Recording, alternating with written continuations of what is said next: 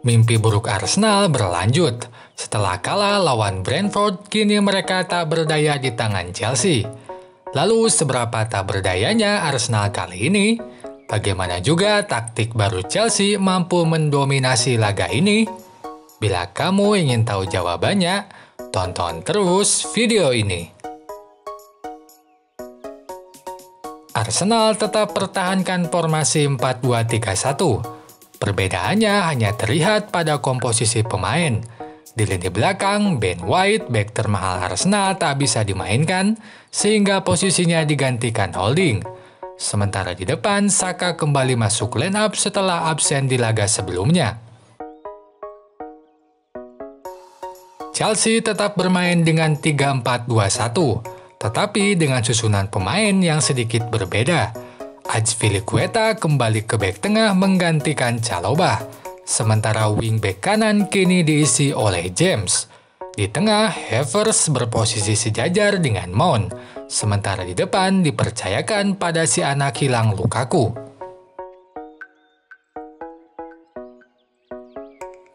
Saat Arsenal mulai menguasai bola, Lukaku dan Havertz akan mempressing pemain di dekat kotak penalti.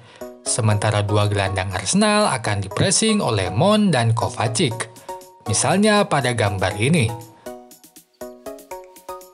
Hadapi taktik tersebut, Arsenal dominan membuild up serangan dari sisi lapangan. Granit Xhaka akan bermain lebih melebar ke kiri untuk membuat Tierney bisa leluasa maju ke depan. Contoh nyatanya pada cuplikan ini.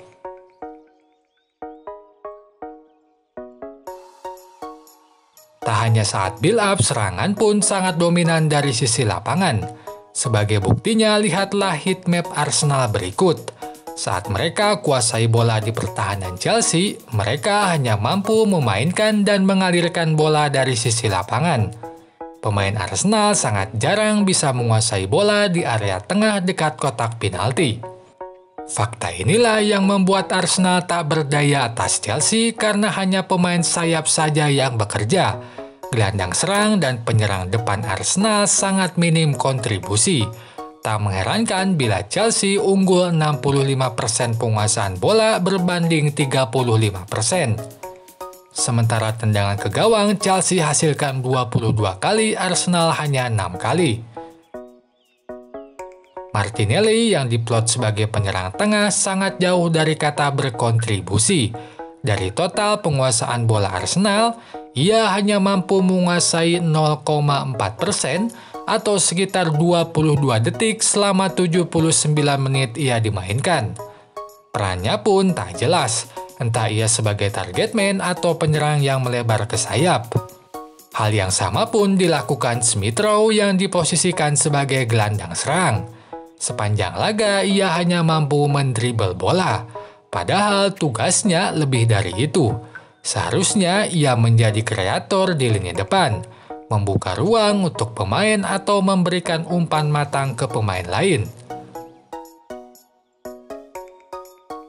Kebuntuan di babak pertama direspon Arteta dengan memasukkan Aubameyang menggantikan Saka di babak kedua. Martinelli pun kini bermain di kiri sementara penyerang tengah diisi Aubameyang. Tak hanya pemain, cara bermain pun diubah. Di babak kedua, Arsenal lebih dominan melakukan long pass. Arteta ingin anak asuhnya mengeksploitasi ruang kosong antara bek dan kiper, sehingga bola-bola jauh kerap diumpankan ke situ. Namun, solidnya bek-bek Chelsea membuat serangan tersebut tak efektif. Misalnya pada cuplikan ini, long pass Arsenal bisa diatasi oleh bek Chelsea.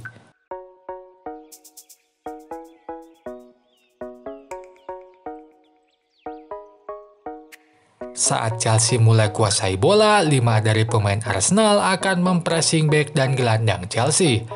Misalnya pada gambar ini. Berbeda dengan Arsenal, Chelsea justru memaksimalkan gelandang untuk membuild up serangan. Jorginho dan Kovacic secara bergantian kerap turun ke belakang untuk membantu pendistribusian bola. Itu membuat dua wingback Chelsea leluasa maju ke depan. Celakanya, taktik ini membuat lubang di lini tengah Arsenal. Lokonga atau Saka yang kerap maju untuk mempressing Jorginho atau Kovacic membuat lini tengah kosong. Inilah yang kerap dimanfaatkan Havertz dan Mount untuk bermain lebih dalam dan menerima bola di area tersebut. Pola ini cukup dominan dilakukan Chelsea dan membuat mereka sangat baik dalam membuild up serangan.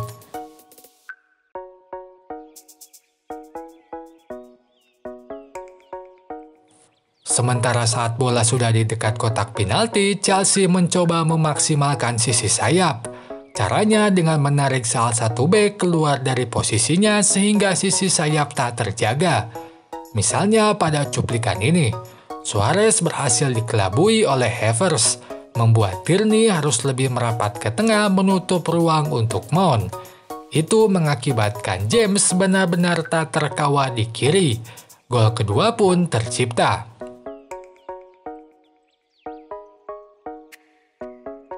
Sebetulnya formasi 4 back pun bisa mengatasi eksploitasi sisi lapangan atau formasi wingback. Syaratnya keempat back harus selalu ada dalam posisinya ketika diperlukan. Nah, hal inilah yang tidak terjadi pada Arsenal. Back-back Arsenal berhasil beberapa kali dikelabui pemain Chelsea. Gol kedua pun tercipta akibat kesalahan yang sama. Chelsea berhasil menarik back-back Arsenal keluar dari posisinya dan menciptakan ruang di sayap. Lukaku berhasil menarik Mari keluar dari posisinya. Itu membuat Tierney merapat ke tengah untuk menutup ruang yang ditinggalkan Mari. Implikasinya James leluasa di kiri. Umpan pun diberikan padanya dan gol bisa diciptakan Lukaku.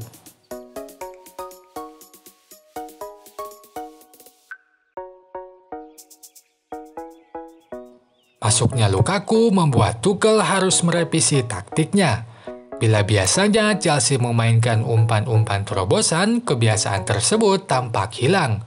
Kini bola yang diberikan ke depan lebih dominan ke posisi tepat pemain berada, baik ke kepala maupun kaki.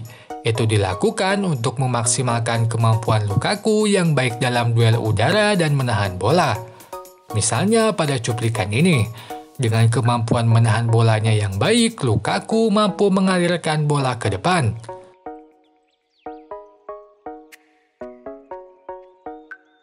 Selain itu, di Chelsea, Lukaku tak terlalu sering turun ke lini tengah untuk menerima bola.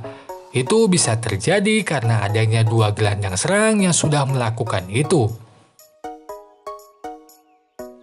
Oke sobat semua, dapat disimpulkan bahwa Chelsea memang layak memenangkan pertandingan ini.